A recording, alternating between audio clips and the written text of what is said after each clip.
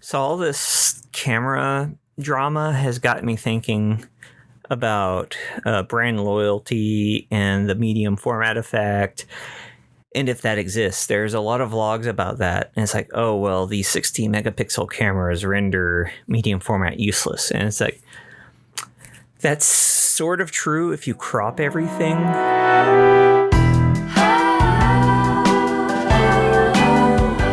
So if you've been watching my channel recently, you know that I've had some issues with my Fuji GFX 50S and especially the GF 63mm lens. And the latest update, I got it back.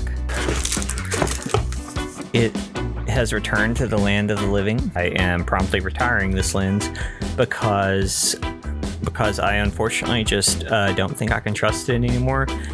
I've found out this front barrel that extends when it's focusing. It has just a kind of a weak focusing mechanism in it. Early models were faulty, and they claim that it's not an issue anymore, but a lot of people talk about kind of filter attachments. They'll have screw-on filter attachments for drop-in, and those tend to put some extra weight on that front barrel, causing issues with the focus. It'll give you like a failure warning and tell you to turn the camera on and off again and all that stuff. But that's not what my problem was. My problem was that it would never turn back on. It just wasn't fixable, apparently.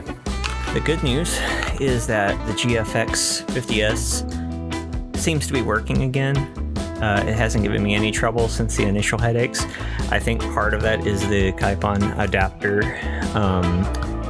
Just is kind of buggy sometimes. It's just an adapter. I mean, they're doing some computer wizardry to get it to work with this camera anyway, the Canon autofocus and everything. There's a card right there that will explain the adapter and my experience with it.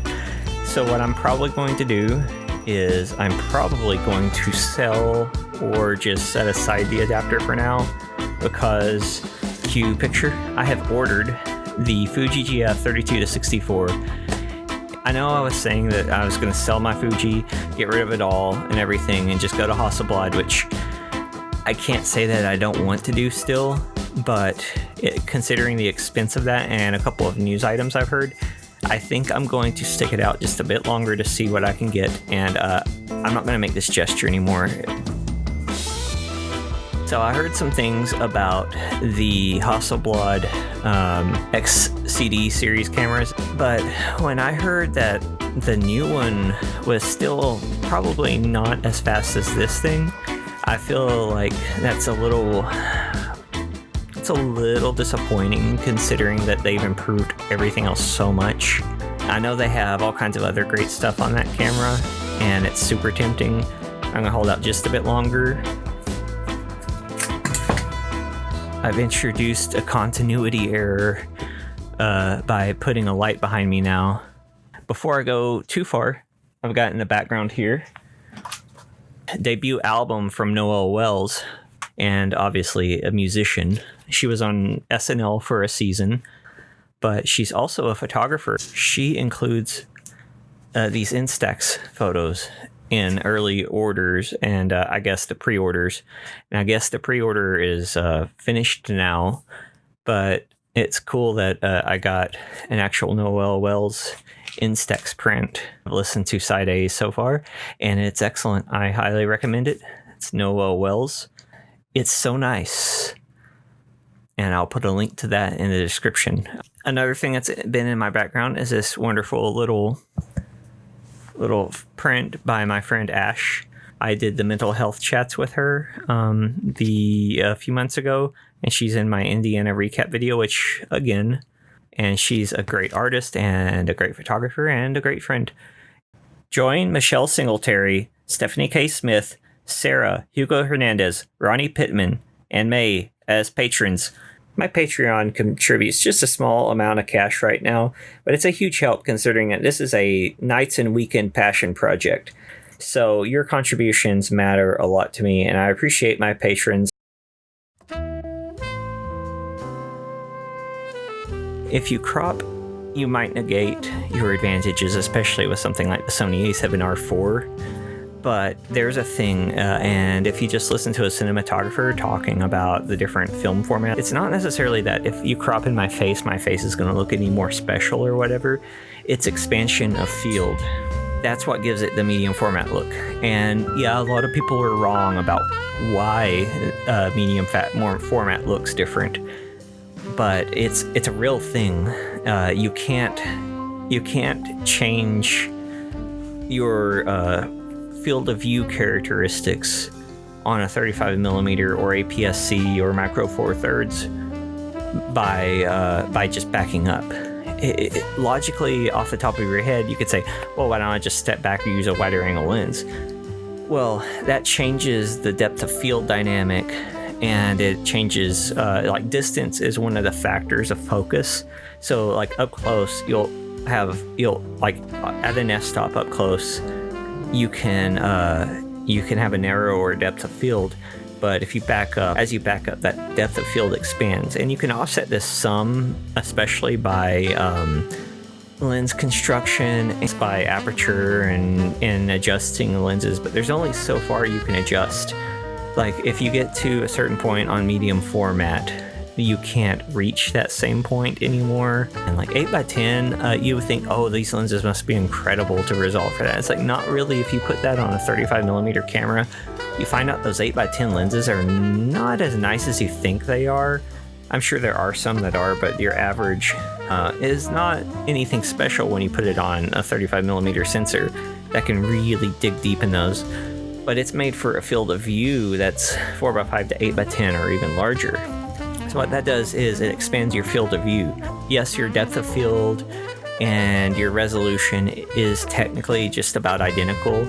Even from wide-angle lens to telephoto lens, technically you're just making a huge or small image circle and cropping various parts out of it with your film or sensor plane. And there are articles that explain all this. And a lot of people use that to explain that there is no medium format effect, but that's not true because expansion of field. That's not to say that it's not impossible for a 35mm to render like a medium format camera or even a large format camera. But what that's going to require is to change the construction of lenses themselves. Now you'll see the focal reducers actually do something about this. They add a new element which projects a larger image, but then shrinks it down to the sensor size, creating some of that separation effect. I think this is a place more people should go. But until the point that becomes normal, medium format is the simplest way to get there. And it's expensive, but because of companies like Fuji and now Hasselblad's playing into it, we have cheaper and cheaper medium format cameras, and it's becoming democratized so that once again we can afford medium format. Medium format was just another one of the formats people shot. People used to shoot like 35, 645, 6x7, 6x6, 4x5, and 8x10, and all kinds of other formats.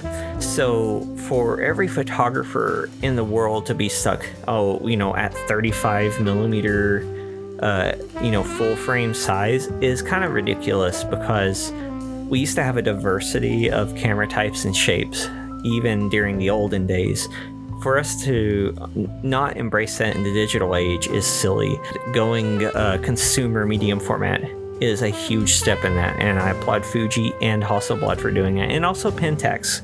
As to, again, why I decided not to switch to Hasselblad, despite their very nice message on YouTube, which actually, if you're watching Hasselblad, I'm sorry, the jury's still out. I have not decided permanently to not leave Fuji. It's pending how it goes with this and maybe another release. I am going to see how this 32 to 64 lens goes, because I was hoping on the Hasselblad front that their autofocus would at least be equal to the Fuji autofocus. And otherwise, weighing the factors, I badgered them a bit, but I heard back from Fuji on Twitter.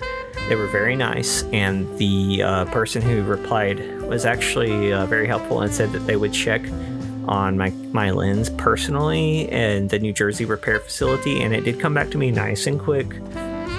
It was under warranty, thankfully. I appreciate that from them. Sorry I'm selling it right away, but it's kind of also appealing to have an all-in-one lens. I'm curious as to what you think about different formats or different types of cameras, how you feel you settled. And for you older photographers, did you have like this kind of gear mania when you were younger, and let's say you could actually keep your camera around for 20-something years?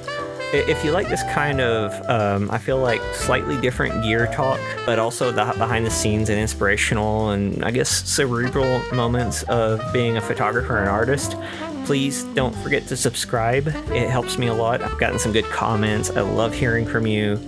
So please keep it up, and I will try my best to keep it up and provide you with something interesting and hopefully entertaining and educational. Thanks.